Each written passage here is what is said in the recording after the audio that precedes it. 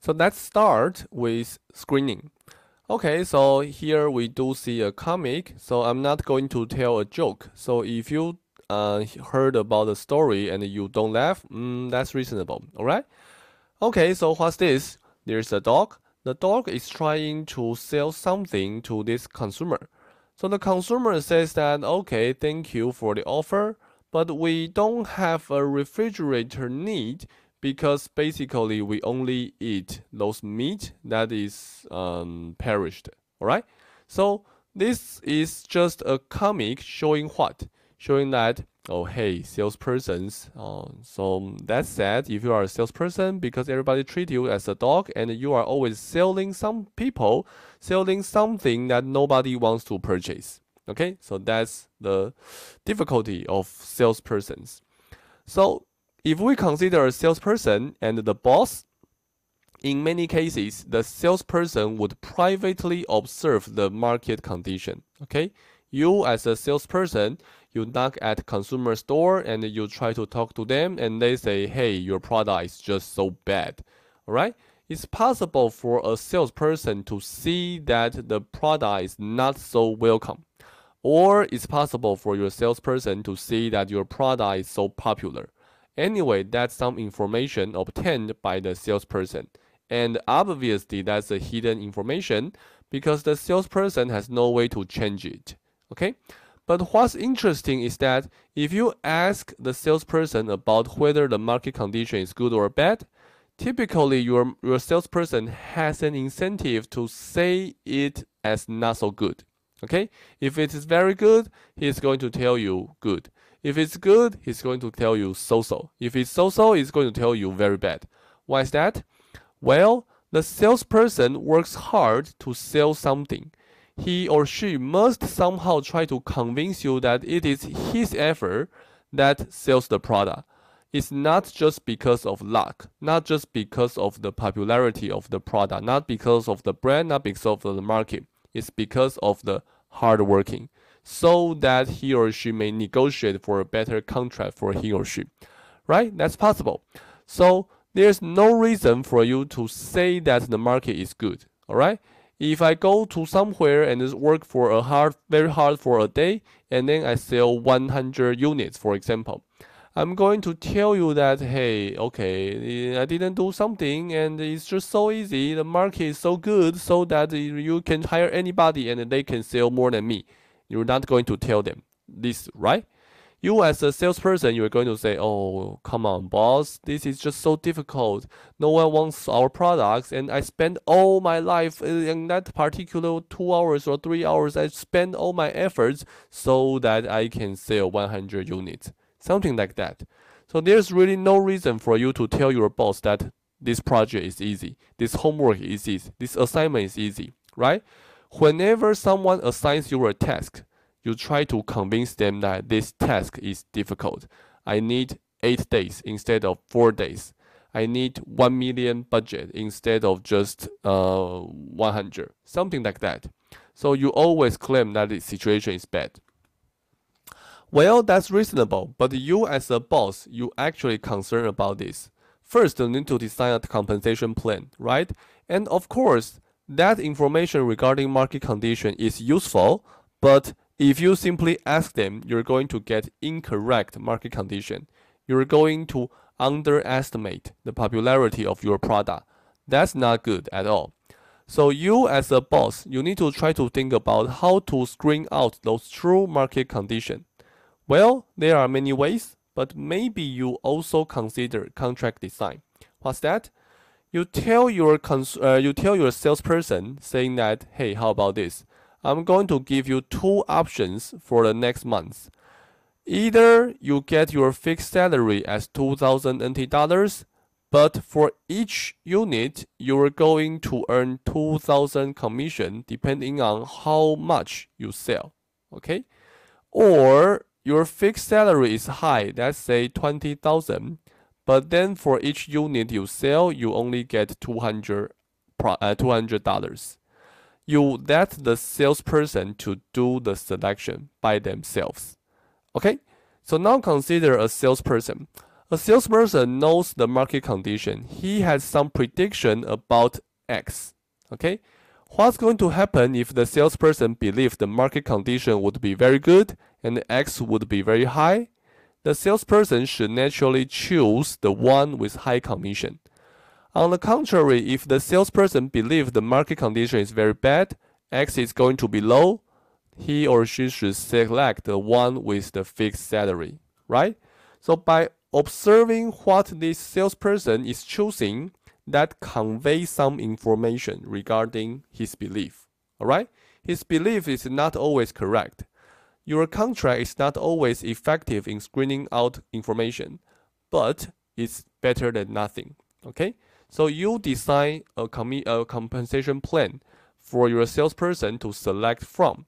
And by observing the observation, you know something. He is going to lie to you if there is nothing related to his compensation. But if it is, then no one is going to be bad to himself, right? He wants to make some money. So he's going to calculate about the expected payoff and then choose the one that is better for him. That's why this may be an effective screening tool.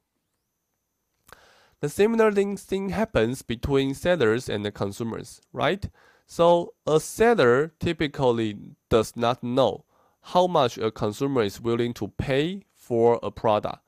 If I ask a consumer always claims that the product is bad, the service is bad, willingness to pay is low, right? If the consumer believes that he wants to pay $400 to buy my product, if I ask him, hey, do you think my product is good or bad? How much do you want to pay? He's going to tell me that, oh, come on, your product is so bad, everything is so ugly, I don't like this quality, and I only want to pay $200, right? If he believes that he wants to pay at most $400, there's no way for him to tell me that, oh, your product is so good, I'm going to pay you $600, please accept it. It's impossible, right? So basically, as long as you ask the consumer is going to lie to you, saying that he does not want this product. All right? So we need to have some way to screen out that true willingness to pay so that our pricing decision may be more accurate. Well, there are several options. First, we may do the so-called third-degree price discrimination. So this is a term from economics. If you don't know what's that, that's fine. Just forget it. We price according to consumer attributes. Okay? So for example, maybe we all have the experience of taking high-speed rail in Taiwan. So we all know that there are 12 trains, and there are several different trains that are priced differently. Well, we have economy car and we have luxury car. Plus, there are some people who are able to get some discounts. What are them? They are student discounts, right? There are some trains that they are either in the very morning or in the very late situation, and we students are able to get some discounts, 50%, 60% or something. That's possible. So as adults, as a professor, we don't enjoy those discounts, but you as a student, you enjoy those discounts. Why is that? Because you have the specific consumer attributes. You probably want to ask why they want to give students discounts. Is it because they think you study very hard, so they want to give you some bonus? Impossible. They give typical students discount simply because if you don't give students discount, they go away. They go to take bus. They go to take typical trains. All right? It's because that we know that typically students have lower willingness to pay, so that we make a guess and then offer them discounts. Okay, that's by consumer attributes. Or we may do second-degree price discrimination by quality or quantity. What does that mean? So first, high-speed rail again. As we mentioned, there is a car providing this as a business class car. And in that car, you get some larger seats, you get a bag of peanuts, you get 1 cup of hot tea, something like that. And then it's much more expensive than typical cars. That's a differentiation with respect to quality. Okay, I provide basically the same service. I drive you from Taipei to Kaohsiung, but with some quality difference, I'm going to charge different prices. You as a consumer, you make your own selection. If you want to enjoy this quality, pay me more. Okay, that's price discrimination.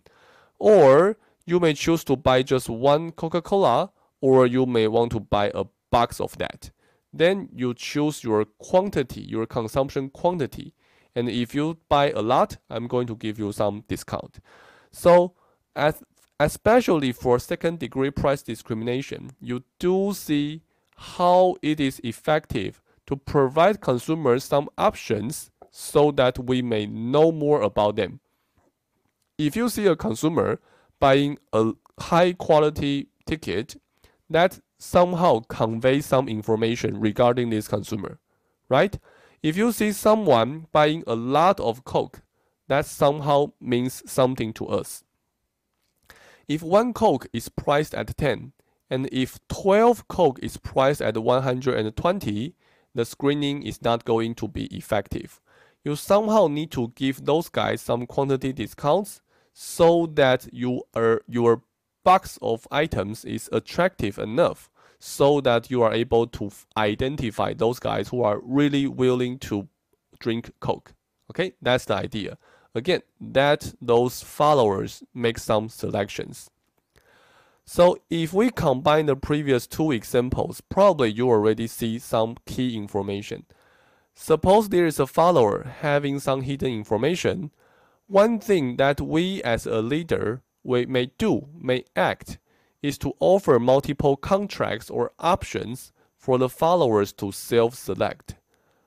It may be compensation plans for salespersons. It may be the economic car and business cars for high-speed rail. Or it may be one Coke or a box of Cokes. Okay? So that's the idea of offering multiple contracts or contract design. The key information here is that we want the follower to do some action instead of just saying something. Because saying something is not going to hurt him or her at all. But if you make a wrong decision about selecting a contract, it's going to hurt yourself.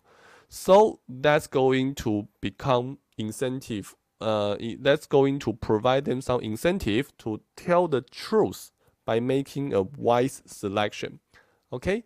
So in that case, because the action is observable and they will act following their own belief, following their own interest, so then that's going to help us understand more about them. Obviously, to make your screening effective, different followers, they need to be induced to act differently. That means our contracts are incentive compatible. So for example, if you know that for the high-speed rail, there is an economy class and there is a business class. Suppose we price this economy class at 1,000 and we price that business class at 800. Then everybody would prefer the business class. Then there's no way for you to induce different action, and then there's no way for you to screen out consumers' information. Okay? So there are, of course, many other examples. Here, let me just talk about, for example, revenue sharing. Suppose you are a manufacturer and you are selling to retailers. Okay? Retailers know many about the market condition. So retailers know something about market condition. So there is a market information that is privately owned by the retailer. So previously, manufacturers sells to retailers by charging a wholesale price. Okay, you buy from me, 1 unit, $5, 2 units, $10, and so on and so on. Now, how about this? I'm going to tell the retailer the following, saying that, okay, I'm going to offer you 2 contracts. Either you choose a high wholesale price, but then once you sell something, there's no bad business. Or today, I sell you at a lower wholesale price, okay, a lower wholesale price. But once you sell anything, you're going to share a little bit with me. Let's call it beta, okay? beta is the revenue sharing ratio. Okay, say 5% or 10%, something like that. Then as a retailer, you are going to think about this. You are going to think about the market condition, whether your prediction about the market will be good or bad. Okay? So if you believe that your market is going to be very bad, then you will be not so good. You will be not so happy regarding giving out revenues to your manufacturers, right? But because the market is so bad, so there's really no worry about that. So maybe in that case, you're going to agree with your revenue sharing contracts, all right? On the contrary, if you believe the market is going to be very, very good, you're going to make a lot of money, then maybe it's not so good to share some revenues with your manufacturers.